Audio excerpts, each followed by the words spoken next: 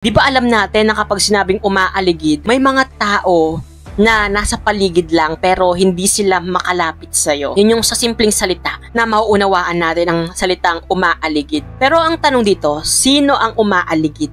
Tao ba sila? Or baka naman ito yung mga pakiramdam na anytime soon ay mararamdaman natin. Posibleng trauma, anxiety, judgment, yung mga umaaligid sa atin na kapag may isang pangyayari lang na naranasan natin, for sure ay sasanib sa atin yung mga emotion na yon. Kasi kung babasahin natin yung lyrics niya, eto. Ang sabi dito ay, whispers in the night, umaalulong ang mga haka-haka. Gets me all the time, mga sabi-sabi at maling akala. Diba? Whispers in the night, kumbaga, meron kang ginawa na pinagsisisihan mo or may pangyayaring kang bumabalik sa'yo kapag pikit mo sa gabi, parang it's trauma or anxiety. Tapos takot ka na ma-judge ng ibang tao or yung mga bashers, di ba? Kasi ang dami nowadays na mga maliliit na bagay na hindi naman talaga mababago in 2 minutes, 5 minutes, pero pinopoint out pa nila. Kasi yun yung golden rule ko Like, kapag hindi mo mabago ng 5 minutes yung isang bagay,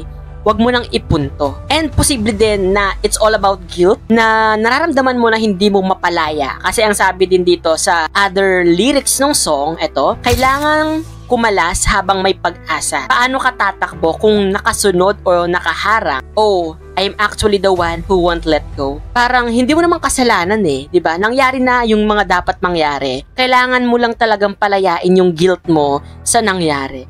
So, maikukonect natin yun dun sa film na dahil nga sumabog sa mga nangyari, yung mga emotion nila, ayun, di ba, napagtulungan nila si Victor dito. Tsaka, on the technical side, I don't know if first time bang gumawa ni SG or ni Sarah ng dark na song. Kasi, feeling ko, magiging 40 niya rin to. Kasi, itong music video na umaaligid is dark. Tsaka, kung napapansin nyo, kayang-kaya talaga na makipagsabayan din ng SB19 kay Sarah G. Yung sa rapping, sa kantahan. Parang hindi nga natin napansin na collab pala to. Parang naging bahagi or pang-anim na member ng SB19 si Sarah dito. Dahil napansin ko na walang sapawang nangyari. Tsaka, more on pagkukwento talaga, idinaan yung song na ito at yung film na ito. Panoorin ang full reaction video sa aking YouTube channel.